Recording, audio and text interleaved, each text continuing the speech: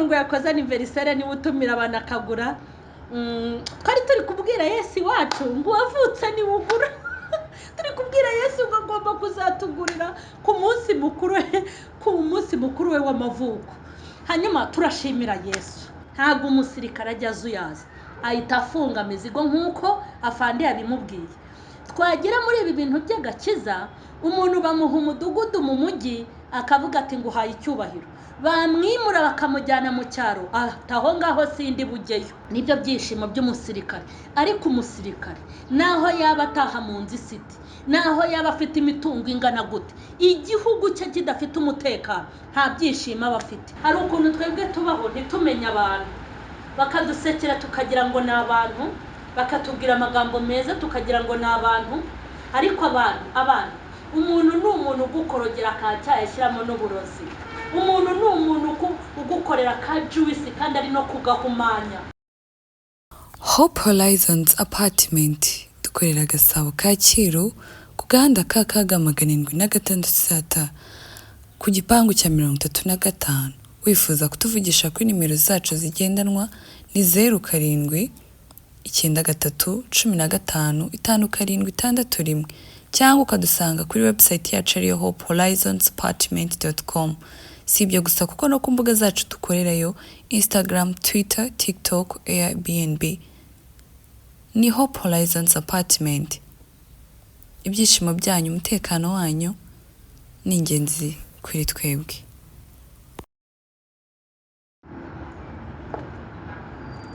Ndabashuhuje mu izina rya Yesu Kristo w'i Nazareti. Amahoro y'Imana nabe muri mwebwe. Ndasuhuza abakunzi ba Mama Charlene Official, mwagiye mumbura kenshi, ariko nanone nahoze ndeba video mfite kuri channel yanjye, sanga maze kugira video 1,100. Uri gutekereza video 1,100 ziri kuri channel yanjye. Simvuze ziri kwa Sabe, simvuze ziri kwa Chita, ziri kwiyobokamana n'ahandi hantu hatandukanye. Ngewe rero iyo nabuze mba numva nta kibazo mfite, gusa wenda ndabakumbura namwe mukankumbura, ariko mba numva hari ibintu nababwiye mutarareba. Nzi neza ko nta video zanjye ni 10 hari urareba, cyangwa yarebye nyinshi, yarebye 20, ariko mujya kuri Mama Charlene. Kuri Mama Charlene hariho ibiganiro byinshi. Harimo ikiganiro cyitwa ngo kera n'ubu hitorero, hakabaho icyitwa ngo menya nibi mu bubatse, hakabaho ikindi cy'urubyiruko cyitwa ngo tegura ejo rubyiruko, hakaba icyitwa ngo hakorwa iki mu itorero, hakaba ikindi kiganiro cyitwa umusirikare wa Kristo. Habaho inama nyinshi zitandukanye. Byonyine nk'ikiganiro cyitwa umusirikare wa Kristo ni episode zirenze 30, zirimo amasomo ashobora kugufasha mu buzima bwa gikristo. Ndabizi neza ko asanga utanakizi. Rero numbura ujya kuri Mama Charlene Official, hanyuma ugende uzajya uhasanga ibiganiro byinshi kandi byakugirira umumaro. Birahari pe, birahari. Harimo ibiganiro by'ivugabutumwa, inama zitandukanye nagiye ngira abantu, aho nagiye ntanga ubuhamya bwanjye, aho nagiye mvuga imbaraga no gukomera kw'Imana. Hariho ibintu byinshi. Mba numva rero nubwo ntahari, hari ibyo kurya bihagije kuri channel yanjye. Nimba hariho ibiganiro 1,100, ni ibiganiro byinshi. Ntago rero nabataye, sinabasize nk'imfubyi, ahubwo nabasigiye impamba. Nk'ikiganiro cyitwa ngo umusirikare wa Kristo, nigishije ku mwambaro wa gisirikare. Navuze ku mwambaro wa gisirikare, aribwo natangaga urugero ku mwambaro wa gisirikare, nkabavuga ukuntu natwe abakristo hari umwambaro w'agakiza twambaye. Icyo gihe nari ndi kubwira abantu ngo zira uniform za gisirikare, abasirikare bataha ubukwe ariko ntushobora kumubona na uniform, kuko n'umwambaro w'akazi atajya ajyana habonye hose. Bishatse kuvuga ngo natwe abakristo umwambaro w'agakiza twambaye, hari ibintu tudakwiye kwegera twambaye uwo mwambaro. Buriya ntubona, ntago ushobora kubona umusirikare na uniform yicaye mu kabari. Nkubwije ukuri, icyo ni igisobanuro. gikomeye ku bakristo. Hari igihe abantu bajya bavuga ngo kwicara mu kabari si icyaha, kugera muri iki si icyaha. Ntabwo ibyo bintu ari icyaha pe, ariko ujye ureba umwambaro wa gikristo wambaye, hanyuma ujye ureba ahantu ukwiye kuwujyana n'ahantu udakwiye kuwujyana. Ni ku mwambaro navuze. Hanyuma navuze ku murimo w'Imana. Ntanga urugero ukuntu umusirikare iyo ari gukorera muri Kigali, akorera muri Kigali, afandi akamuhamagara akamubwira ngo funga mizigo, tugiye kujya muri Nyungwe, funga mizigo tugiye kujya Gishwati, mufunge mizigo tugiye kujya hafi y'umupaka w'u Rwanda n'iki, muri ya mashyamba, muri hahantu habi. Ntabwo umusirikare ajya azuyaza, ahita afunga mizigo nk'uko afandi yabimubwiye. Twagera muri ibi bintu by'agakiza, umuntu bamuha umudugudu mu mujyi akavuga ati nguhaye icyubahiro, bamwimura bakamujyana mu cyaro, aho ngaho sindi bugeyo. Sanga abakristo tugomba kuba abasirikare ba Kristo, tugakamirika, tugakorera Imana nta bwoba, tukabaho mu buzima butari bwo gutereka inzara no gutereka amaso, kugira ngo duheshe Imana icyubahiro ndetse n'umurimo wayo. Birababaje, hari umuntu nigeze numva ngo bamuhaye umudugudu mu cyaro yanga kujyayo. Reka mbabwize ukuri, singiye upanga akazi mu matorero, ariko nguhaye umudugudu nkakubwira bakakugenera umudugudu ngo tuguraguhuye umudugudu aha muri iki cyaro ujye gukora umurimo, ukabyanga, nahita ngusiba mu bantu b'abakozi bagomba gukorera Imana. Icyo ni ikizami kitakwemerera kuba umukozi w'Imana isumba byose. Umukozi w'Imana iyo bamutumiye ntabwo avuga ngo abantu mwantumiriye bangana iki. Iyo bamutumiye ntabwo yicara ngo avuge ngo murampa ngahe. Iyo bamutumiye ntavuga ngo murandaza he. Hari umugore bambwiye batumiye, sibyo ko bamaze kuba nka batatu, barabambwiye ndumirwa. Ngewe najyaga njya kurara n'ahantu, ari ahantu naraye bucya hashize iminsi, utuntu turangiye ngiye sanga ni utuvunja twanyine utuntu, ariko ni kera ubu nta munyarwanda ukirwara amavunja. Nge natangiye ivuga butumwa kera, ngiye kurimaramo imyaka irenze 20. Nyine mu cyaro hahandi hasa nabi, uryama mu gatanda gahombanye. Impamvu Imana itwigisha tukaba abakene igahera hasi. Mbere yuko ndyama ku gitanda cya kabiri kuri kabiri, ugomba kuba hari ahandi waraye. Hari abaraye ku rutara, hari abaraye ku musambi biyorose umusambi, hari abantu baraye ahantu habi pe, habi hatandukanye.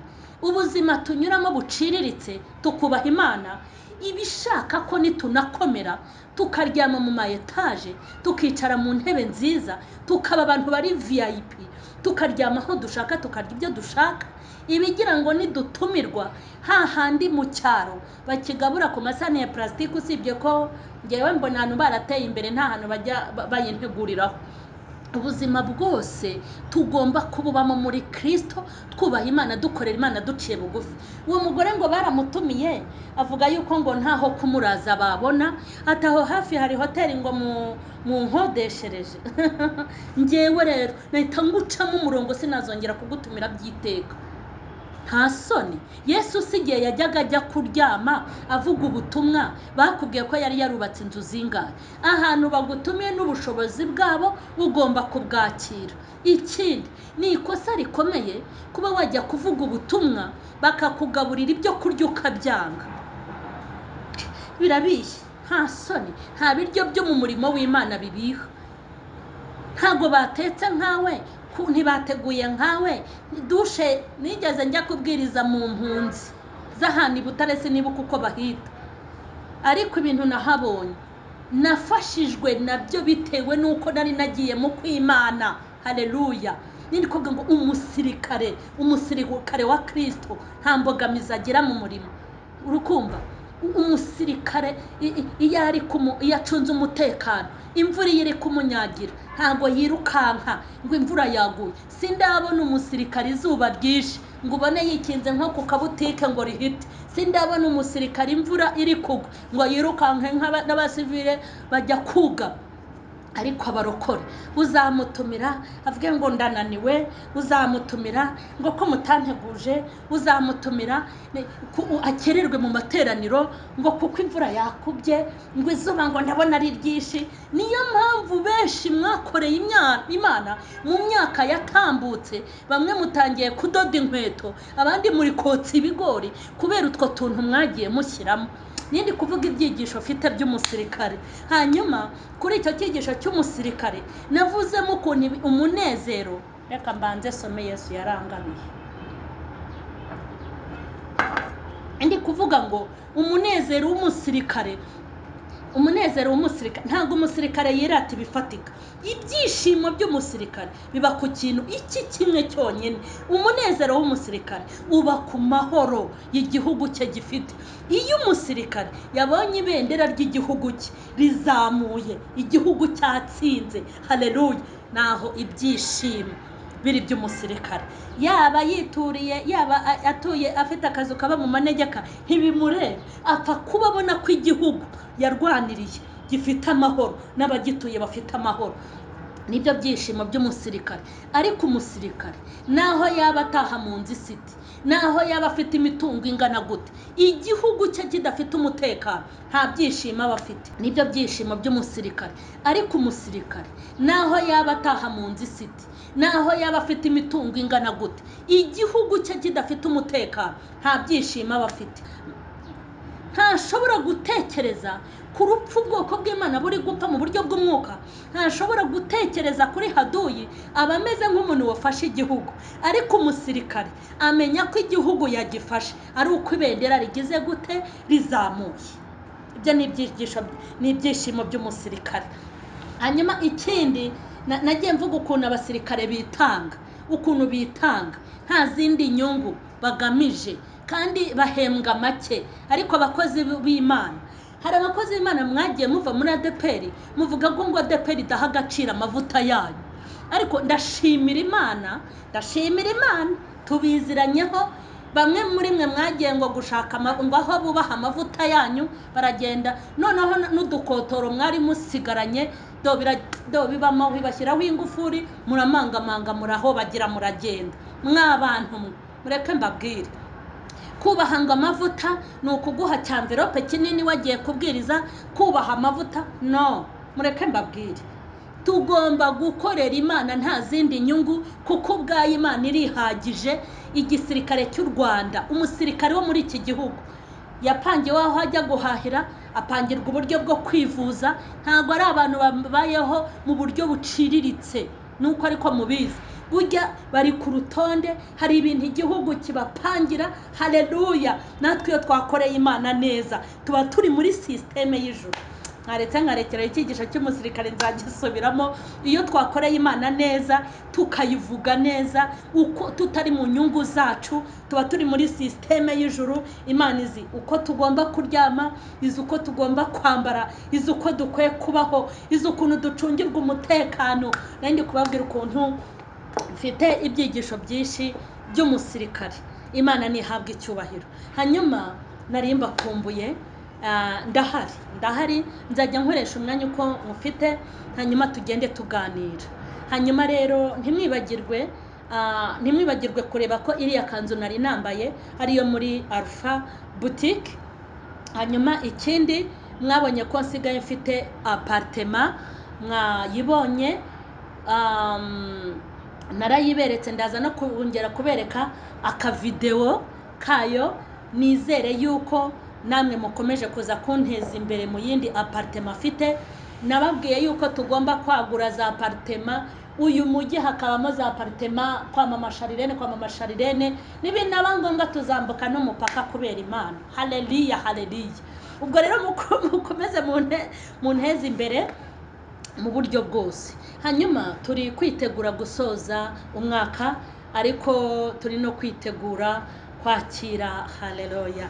Hari umwana wanjye mu bana nibyariye mwabana nkunda cyane, hari uwavuze ngo uwavutse ni wugura. Iyo umuntu ngo yakoze anniversaire ni utumira abana akagura. Twari turi kubwira Yesu wacu ngo uwavutse ni wugura. Turi kubwira abwira Yesu ngo agomba kuzatugurira ku munsi mukuru we w'amavuko. Hanyuma turashimira Yesu. Mureke mbabwire, harabura iminsi mikeya, mureke dushimire Yesu. Iki kiganiro nkoze gishobora kuzasohoka mbere ya Noheli cyangwa nyuma ya Noheli, aho kizasohokera hose nimumfashe dushimire Yesu ko yemeye kuza mu isi. Ugenda ubitekerezeho, utekereze ngo Yesu iyo atemera kuza tuba tugezeyo. Wowe urakurura umumaro akumariye mu minsi mumaranye. Usibyeho ujye ugerekaho n'indi myaka yakumenye utaramumenya, kuko wowe umumenye vuba ariko we yakumenye kera kandi twejejwe tutaravuka. Hanyuma Yesu abyumve. Kuva mu kwezi kwa mbere kugeza muri uku kwa 12 mufashe tumuha icyubahiro cyo ku mutima, cyo mu buryo bwose, cyo mu mirimo dukora, cyo mu magambo tuvuga, cyo mu nzira dukora tunyuramo zose, tujye tumuha icyubahiro. Yarakoze kwemera kuvuka, yarakoze kwemera kuza kuducungura, yarakoze kwemera kuza kudupfira kugira ngo apfe tubeho, kugira ngo ababare tubabarirwe, kugira ngo bamurwanye, kugira ngo bamubohe, kugira ngo twebwe tubohorwe. Turashimira Yesu. Hanyuma ingoma ya Yesu ni amahoro, kandi ni amahoro y'ibihe byose. Ndifuza ko uyu mwami azavukira muri wowe. Ndabizi mwaguze imyenda kandi ni byiza, abandi mwaguze inkweto, abandi uba inkoko. Usibye ko inkoko zamenye ubwenge, ejo bundi nabonye zikora inama. Hari akantu berekanye ukuntu inkoko ngo zakoze inama ngo nazo zizirwaneho, ngo kuko ibintu mugiye kuzikorera ntabwo biba ari byiza. Inama y'inka niyo ntarabona, ariko byange bikunde tuzarya inkoko, tuzarya inyama z'inka n'ibindi. Ariko mwarya mwangu, hari ikintu mugomba kumenya, nuko uyu mwami agomba kuvukira ahantu hasukuye. Kandi reka nkubwire, nugira amahirwe uyu mwami akakuvukiramo, akagukuriramo, akakwagukiramo, akagukomereramo, akaba mugari muri wowe, ni iby'agaciro bikurikije naho isi igeze. Mbifurije ko umwami Yesu azavukira muri mwebwe, azavukire mu buzima bwanyu, azavukire mu bugingo bwanyu, azabe mugari Yesu, azabe munini, kugira ngo abafashe kuba mu minsi tugezemo ndetse n'ibihe. Hanyuma ikindi, twongere tumushimire cyane Yesu. Buriya aya mafiyeri yose mubona tugendana, turashimira Yesu kuko yavutse. Iyo ataza kuvuka ngo aze, ibyo twigira ntabwo tuba tukibyigira. Turashimira Yesu. Turashimira Yesu twivuye inyuma, turashimira Yesu tubikuye ku mutima. Turashimira Yesu. Turashimira Yesu wemeye kuza.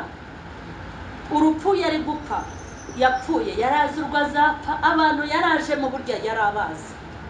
Hari ukuntu twebwe tubaho ntitumenye abantu, bakadusekera tukagira ngo ni abantu, bakatubwira amagambo meza tukagira ngo ni abantu, ariko abantu umuntu ni umuntu ugukorogera kacyaye ashyiramo n'uburozi.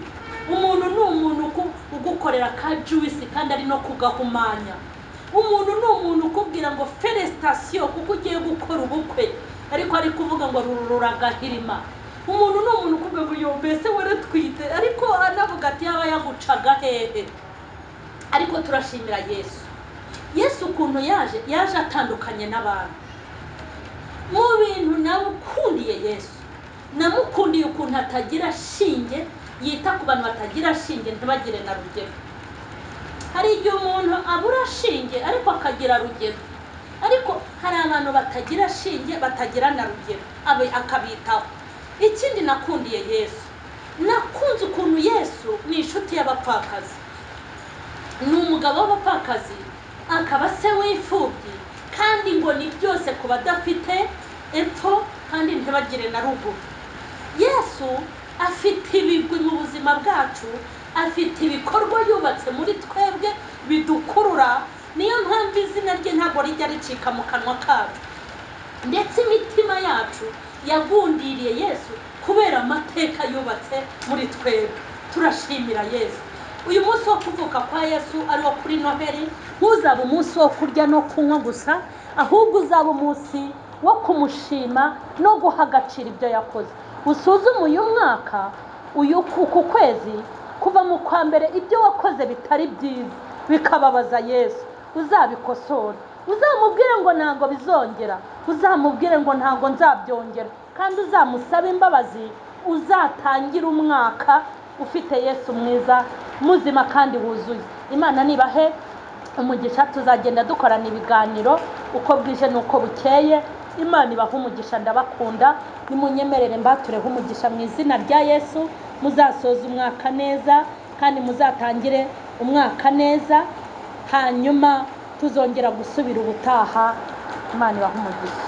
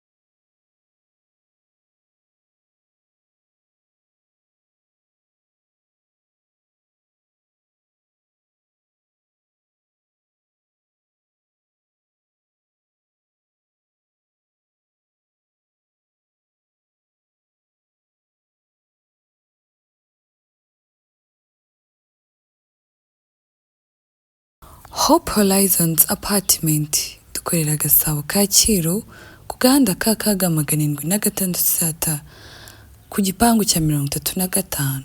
Wifuza kutuvugisha kuri nimero zacu zigendanwa ni 07 93 15 5761 cyangwa ukadusanga kuri website yacu ariyo hopehorizonsapartment.com. Si ibyo gusa kuko no ku mbuga zacu dukorerayo Instagram, Twitter, TikTok, Airbnb. Ni Hope Horizons Apartment. Ibyishimo byanyu, umutekano wanyu ni ingenzi kuri twebwe.